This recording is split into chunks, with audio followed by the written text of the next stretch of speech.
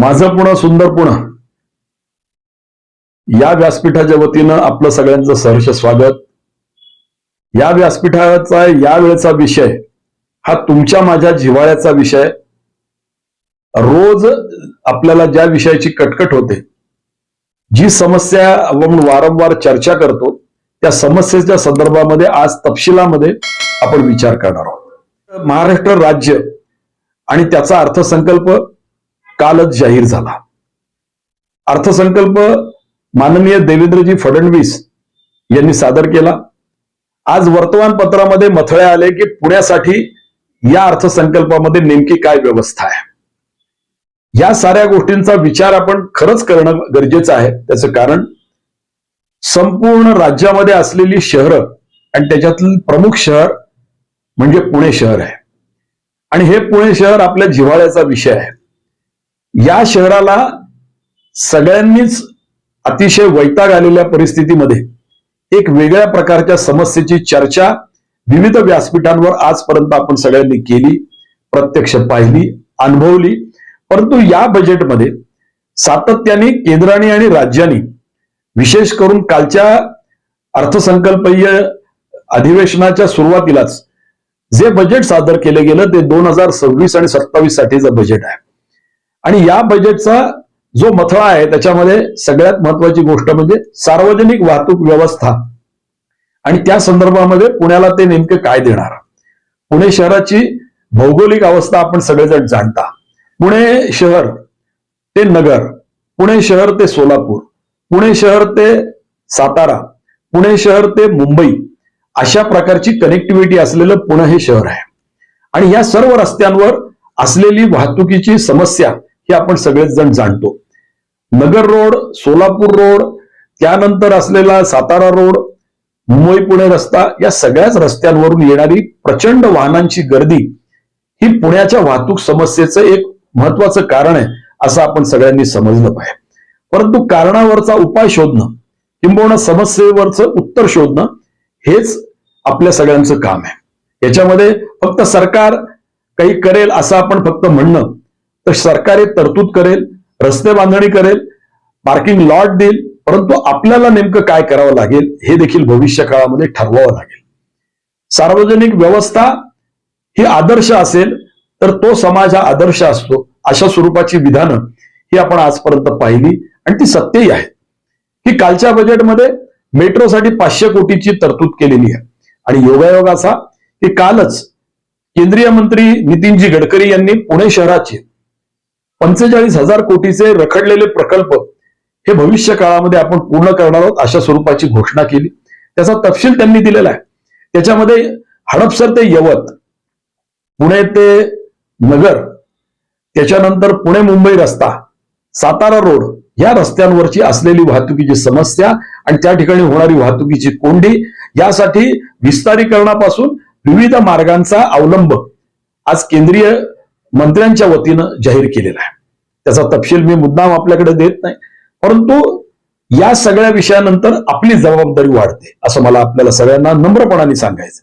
त्याचं कारण यानंतर येणारे पुणे महानगरपालिकेचं बजेट।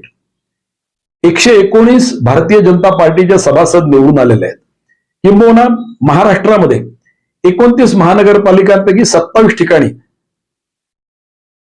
भारतीय जनता पार्टी आणि त्यांच्या सहकार्यांचं एका वेगळ्या अर्थाने स्थानिक स्वराज्य संस्थेमध्ये सरकार आहे। त्यामुळे आपली जबाबदारी मोठी आहे। शहरीकरणाचा वेग हा अतिशय अनाकलनीय आहे। त्याचा वेग किती वाढेल हे आपल्याला सांगता येणार नाही, परंतु ही सगळी समस्या ही संधीत आपल्याला रूपांतर करायची। आदरणीय प्रधानमंत्री नरेंद्रभाई मोदी हे नेहमीच म्हणतात की समस्येकडे आपण संधीचं स्वरूप म्हणून पाहिलं पाहिजे।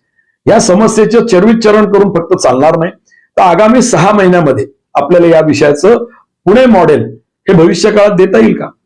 पुण्यामध्ये सर्वतः राजकीय पक्ष म्हणून केंद्रातले मंत्री आहेत, राज्यातले 2 मंत्री आहेत आणि सगळ्यात महत्वाचं म्हणजे 8 आमदार, 119 नगरसेवक, अशी एक बलदंड टीम राजकीय इच्छाशक्ती सहित आज आपल्या समोर आहे। त्यामुळे अपेक्षा पुणेकरांच्या उंचावणं हे अतिशय स्वाभाविक आहे, याच्यात चूक काहीच नाही। मी आपल्याला काही गोष्टी सुचवणार आहे ज्याचा आपण जरूर विचार करा. काही जर आपल्याला सुचवायचं असलं तर माझ्या दिलेल्या नंबरवरती आपण आपल्या सूचना जरूर पाठवा. सार्वजनिक वाहतूक समस्येमध्ये कुणाकुणाचा सहभाग होतो? तर पुणे शहर हे एज्युकेशनल हब आहे. शाळा महाविद्यालय मोठ्या संख्येने पुण्यात आहेत. त्यांच्या वेळांमध्ये काही थोडाफार बदल आपल्याला करता येईल का? तो सहज शक्य होईल का? व्यवहारात ते शक्य आहे का? याचा विचार केला पाहिजे. दुसरी महत्वाची गोष्ट, महानगरपालिकेच्या अंतर्गत विविध बँका, सरकारी ऑफिसेस, त्याच्यानंतर असलेले कारखाने, विविध प्रकारचे व्यवसाय, आपल्याकडे आशिया खंडातलं सगळ्यात मोठं असलेलं मार्केट कमिटीचा संपूर्ण परिसर, या सगळ्या विषयांचा होणारा एक वाहतुकीच्या समस्येशी संबंधित असलेला विषय हा भविष्य काळामध्ये आपण ध्यानात घेणार की नाही? आणि म्हणून मला आपल्याला सांगायचंय की वाहतूक समस्ये संबंधामध्ये सार्वजनिक व्यवस्था ही देणं गरजेचं आहे. पोषक वातावरण करणं गरजेचं आहे. म्हणजे काय? आपण नुकतंच वाचलं असेल की मेट्रोचे प्रकल्प अधिकाधिक चांगल्या पद्धतीने आणि जर बलदंड करायचे असतील तर कुठल्याही परिस्थितीत मेट्रोच्या प्रत्येक बस स्थानकापाशी, त्या स्थानकाच्या जवळ आपल्याला एक पार्किंग लॉट दिला पाहिजे. मेट्रोच्या नियमावलीमध्ये खरं म्हटलं तर ही गोष्ट कंपल्सरी आहे. ज्याला आपण म्हणतो ती केलीच पाहिजे अशा स्वरूपाचा मेट्रोचा नियमावलीचा विषय आहे. हे सगळ्यांना मी मुद्दाम अधोरेखित करून देऊ इच्छितो. मी आपल्याला का सांगतोय? हे एवढ्यासाठीच सांगतोय की आपण संपूर्ण आपली जी मेट्रो धावती आहे त्या मेट्रोच्या प्रत्येक थांब्याच्या जवळ किमान 10 ठिकाणी भविष्य काळामध्ये अशा प्रकारचे थांबे करणार आहोत. अशा स्वरूपाची घोषणा 8 दिवसापूर्वीच आपण केली आहे. मला हे अतिशय अभिनंदनीय वाटतं की अशा प्रकारचे पार्किंग लॉट किमान प्रत्येक विधानसभा क्षेत्रामध्ये 5, याप्रमाणे 8×45 40 प्रकल्प आपण पूर्ण केले पाहिजेत.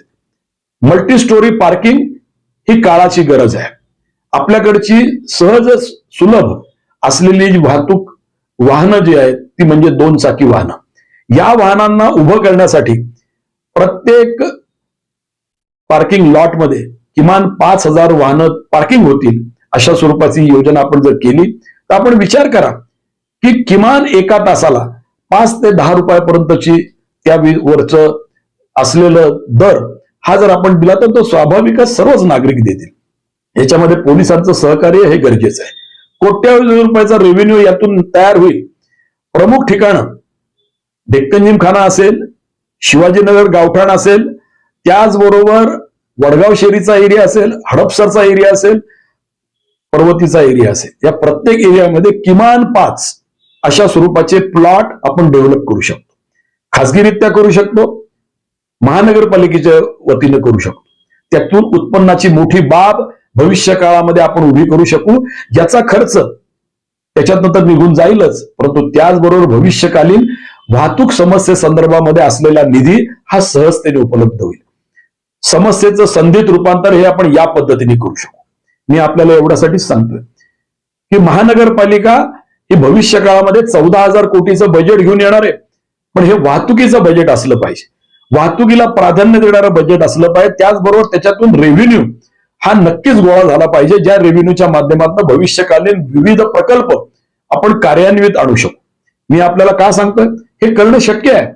आज आपल्याकडे सर्व प्रकारची राजकीय इच्छाशक्ती आहे, नेतृत्व आपलं भरभक्कम आहे. देवेंद्रजींसारखं नेतृत्व राज्यामध्ये आहे, सुनेत्रा पवारांसारखं नेतृत्व आपल्याकडे जिल्ह्यात आहे, दादांसारखं नेतृत्व पुण्यात आहे, अण्णांसारखं नेतृत्व पुण्यामध्ये आहे. त्याला साथ ही माधुरीताईंची आहे. मी आपल्याला एवढ्यासाठीच सांगतो. एक छोटा प्रकल्प कोथरूडमध्ये केला गेलाय, त्याचे काही कॉपीराईट्स घेतलेले नाही. तो 8ही विधानसभांमध्ये आपण का नाही करू शकत? खासगी वॉर्डन आणि त्या वॉर्डनचा असलेली एक हेल्पिंग लाईन, कारण पोलिसांवरचा ताण हा प्रचंड आहे. पोलिसांवरचा ताण हा प्रचंड असल्या कारणाने तो कमी करण्यासाठी कोणत्याही परिस्थितीमध्ये अशा प्रकारचे खासगी वॉर्डन जर कोथरूडमध्ये नेमले जातात तर उर्वरित 7 विधानसभांमध्ये ते का नेमले जात नाहीत? त्यासाठीचा निधी हा या बजेटमध्ये आपण नक्कीच दिला पाहिजे. त्याचं कारण एकच की पोलीस यंत्रणा हिच्यावर असलेले विविध ताण आणि त्या ताणामध्ये वाहतुकीची समस्या, या सगळ्या विषयाचं गांभीर्य एकत्रितरित्या पाहिल्यानंतर आपल्याला अशा प्रकारची वॉर्डन सिस्टीम ही आपल्याला उभी करावी लागेल. मी कोथरूडवासियांचं अभिनंदन करतो, कोथरूडच्या नेतृत्वाचं अभिनंदन करतो. मी आपल्याला एवढ्यासाठीच सांगतोय की महानगरपालिकेच्या क्षेत्रामध्ये भविष्य काळामध्ये आपल्याला रेव्हेन्यू देणारं, प्रत्यक्षामध्ये समस्येचं उत्तर शोधणारं अशा प्रकारचं हे पार्किंग लॉट आणि वाहतूक समस्येच्या संदर्भामध्ये विविध आस्थापनांशी जनजागरण मोहीम ही भविष्य काळात करावी लागेल. हे कोणाच्या नेतृत्वाखाली करायचं? आणि हे प्रशासनच करू शकतं. डायरेक्टिव्ह देण्याचं काम फक्त मंत्र्यांचं आणि असलेल्या कॉर्पोरेटर्सचं, महापौरांचं, स्थायी समिती अध्यक्षांचं आहे. स्थायी समितीच्या अध्यक्षांना आणि विशेष करून सभागृह नेत्यांना माझं आवाहन आहे की तुम्ही सर्व पक्षांना याच्यात सामील करून घ्या. माननीय गणेशजींचं ते वैशिष्ट्य आहे की ते सगळ्यांना बरोबर घेऊन काम करू शकतात. मी गणेशजींना या निमित्ताने आपल्याला एक जाहीर विनंती करू शकतो, आपण सर्व पक्षांना एकत्रित द्या. कारण पुणेकरांची ही समस्या ही राजकीय समस्या नाहीये. तेव्हा कोणत्याही परिस्थितीमध्ये मेट्रोचं जाळं भविष्य काळामध्ये पूर्ण होईपर्यंत आणि त्यानंतर देखील सार्वजनिक व्यवस्थेचा असलेला उडालेला जो बोजवारा आहे हा जर कमी करायचा असेल तर कुठल्याही परिस्थितीमध्ये पुणेकर नागरिक हा या विषयामध्ये प्रगल्भ झाला पाहिजे, शिस्तप्रिय झाला पाहिजे. त्यासाठी पुणे महापालिका आयुक्त, पोलीस आयुक्त या दोघांची जबाबदारी निश्चित करून या दोघांनीच या साऱ्या गोष्टी केल्या पाहिजेत. अशा स्वरूपाचं बंधनकारक अट ही भविष्य काळामध्ये आपल्याला घालावी लागेल. त्याचं कारण एकच, शाळांमध्ये, बँकांमध्ये, सरकारी आस्थापनांमध्ये जाऊन या विषयासंदर्भामधली आपली जनजागरण मोहीम ही भविष्य काळामध्ये अतिशय वेगात आपल्याला पूर्ण करावी लागेल. आगामी 6 महिन्यामध्ये किमान पुण्यामध्ये प्रत्येक विधानसभेमध्ये 5 याप्रमाणे आपण पार्किंग लॉट जर उभे केले तर आपल्या असं लक्षात येईल की पार्किंगची समस्या सोडवण्यासाठी ही संधी आपण लोकांना जर दिलीच नाही तर कोणत्याही परिस्थितीमध्ये रस्त्यावरचं पार्किंग ही वाहतुकीच्या अडथळ्याचा प्रमुख विषय हे आपण सगळ्यांनी समजलं पाहिजे. अतिक्रमण आणि बाकीचे मुद्दे जरूर आहेत, त्या मुद्द्यांवर आपण नंतर चर्चा करूयात. मी एवढंच म्हणेन की येणारं बजेट हे पुणेकरांना राज्यासारखंच अतिशय ज्याला आकर्षित करणार असं असेल अशी मी अपेक्षा व्यक्त करतो, एक पुणेकर या नात्याने व्यक्त करतो आणि आपल्याला सगळ्यांना आवाहन करतो की सार्वजनिक व्यवस्थेसाठी स्वयंशिस्त आणि प्रशासकीय शिस्तीसाठी कोणत्याही परिस्थितीमध्ये रेव्हेन्यू आस्पेक्ट असलेलं बजेट आणि हा विषय या संदर्भामध्ये डोळसपणाने, चौकसपणाने जर आपण आखणी केली, अंमलबजावणी केली तर आपल्या असं लक्षात येईल की आगामी 6 महिन्यामध्ये आणि कायमस्वरूपी कोट्यवधी रुपयाचा निधी हा महानगरपालिकेच्या तिजोरीमध्ये येणार आहे. एवढंच मी या निमित्ताने सांगतो आणि हा विषय अतिशय गंभीरतेने घ्या.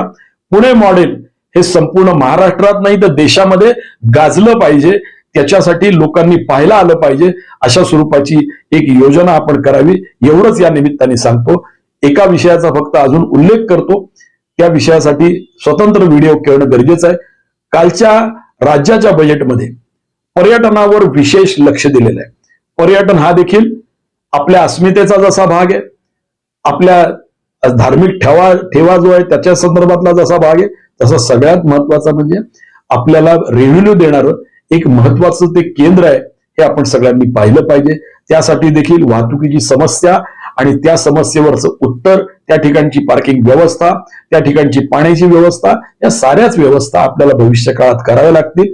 मी एवढंच म्हणेन की आगामी बजेट हे वाहतुकीला समर्पित असं बजेट असावं. परत एकदा पुणेकरांच्या वतीनं पुणे शहराच्या सर्वच कारभाऱ्यांना आणि सर्वच पक्षाच्या नेत्यांना आवाहन करतो की कोणत्याही परिस्थिती या विषयाकडे गंभीरतेने पहा, स्वयंशिस्त शिकवण्याचं धोरण ठरवा आणि कुठल्याही परिस्थितीत ते धोरण अंमलबजावणीकडे न्या. एवढंच सांगतो आणि थांबतो. धन्यवाद. जय हिंद.